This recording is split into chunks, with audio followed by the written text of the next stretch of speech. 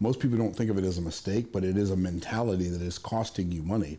And that is that it is always a mistake to want to sell what you want to sell instead of wanting to sell what the marketplace wants to buy. There's a giant, yeah. Here we go. You see, I got where I am because someone reached out a hand. Help me to stand, be an independent man. Because I'm standing on the shoulders of a giant. The shoulders of a giant, y'all. I'm thankful. I figured out a long time ago that I don't have to talk people into stuff if they already have a desire for the thing that I'm selling. And I think a lot of people haven't figured that out. And I don't like talking people into stuff. I don't have a half an ounce of convince in me at all. And I've done millions of dollars in sales one-on-one. I've done millions of dollars in sales on the internet. I've done millions of dollars in sales from the stage. And I have no desire whatsoever to convince anybody to buy anything for any price ever. So what's really cool is people are never wrong about what they want. Now they may be wrong for wanting it, but they're not wrong about wanting it, right? And so people are never wrong about what they want. I remember I was sitting at a restaurant in Harrisburg, Pennsylvania, of all places. And I was doing some paperwork. This is back when I used to be a part of a multi-level marketing company. And somebody said, "Excuse me, sir, can I ask you a question?" I said, "Sure, what's the question?" He said, "Are you in sales?" I said, "I am indeed." And he said, "What do you sell?" I said, "That depends. What do you want to buy?" Because I don't want to sell what I want to sell. I only want to sell what the marketplace wants to buy. And if you'll make that part of your mantra and stop starting your businesses in here, I'm gonna write this book because I've always wanted to write this book. I want to write a book because I want to tell my story. Nobody cares about your story but you and your mother. And she's not really that interested because she saw it and it wasn't that interesting to her what was happening, right? So, and nobody wants to hear my story either. People only want to hear our story as our story relates to how to make their lives better, right? So most business people start their business in here with some passion project instead of starting their business out there. I love what I heard somebody said, that Warren Buffett said, the thing you love should be your hobby. The thing the marketplace loves should be your business. And that is so true. So don't just start a business because you've always wanted to sell something. Don't just start a business because you have this widget, this thing that you invented and you think, well, this saved me X amount of time, or this saved me X amount of money, so everybody's gonna want one. Only sell what people desire to buy. It'll change your life for the rest of your life. It does, and what's really cool is you can help people desire to buy what you sell if you're willing to figure out what their values are, right? If you thought about the definition of selling, what would you think the definition for selling is?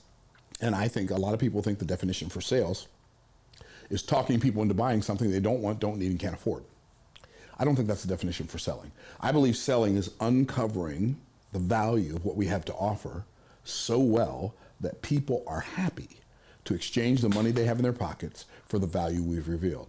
Now, when you get to the place where you uncover value enough, like the value of what you have to offer, so well that people are happy to exchange the money they have in their pocket for the value you've revealed, then and only then are you really selling.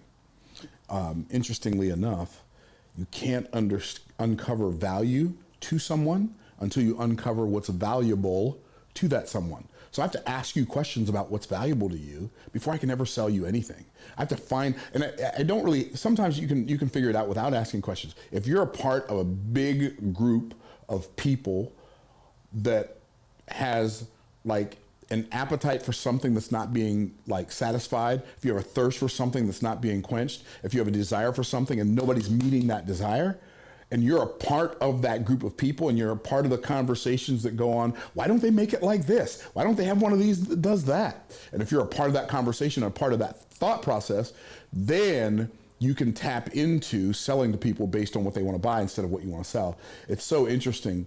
I not only did Steve Jobs have the ability to see the connections between seemingly unrelated things, but he had the ability to say it. You know, just because you can see something doesn't mean you can say it, right? But fortunately for Steve Jobs, fortunately for Apple, fortunately for everybody who's ever bought an Apple product, Steve Jobs had the ability to do both.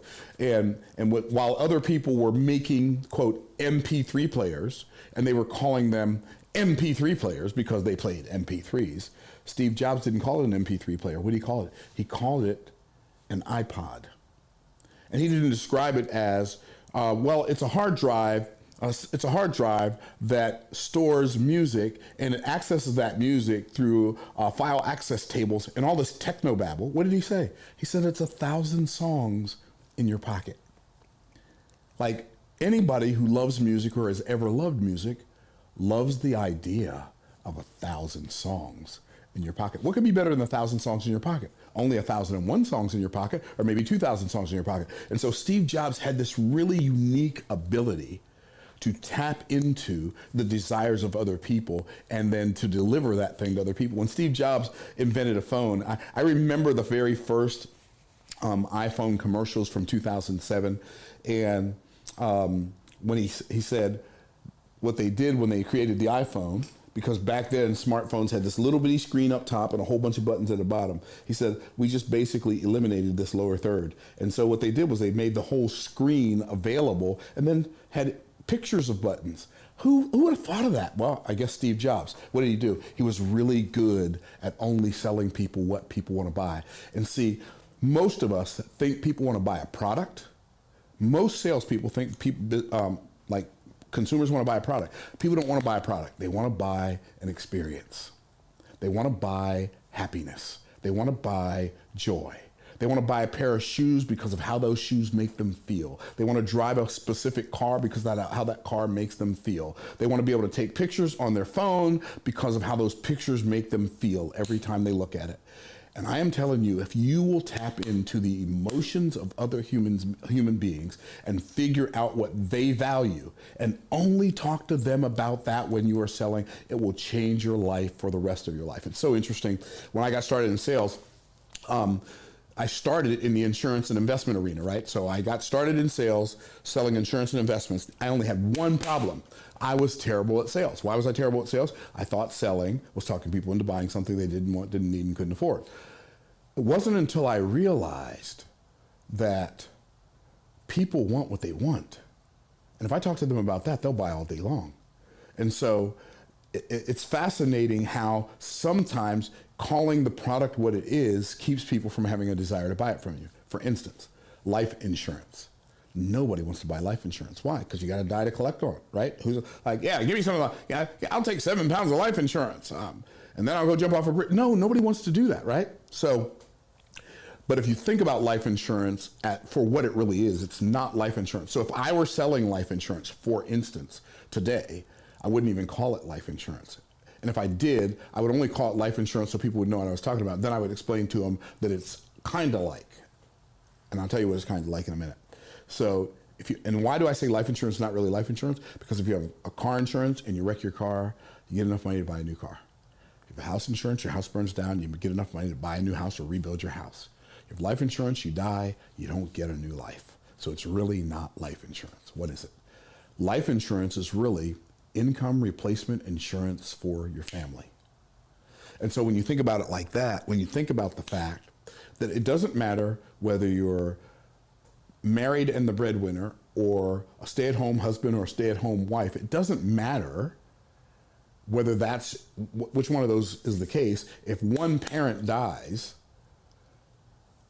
you got to have income replacement insurance for that person. Even if the person didn't work, you have to hire somebody now to do all the things they did. So life insurance isn't life insurance. It's income replacement insurance. So if I were selling it today, I would be talking to the people about these are all the things that your family can do right now because you are working and you are able. But if you unfortunately die, we don't want that to happen, but if it happens, your children will still be able to be educated. They'll still be able to eat. Your spouse won't have to get in a relationship with some new person just because they need to do that financially.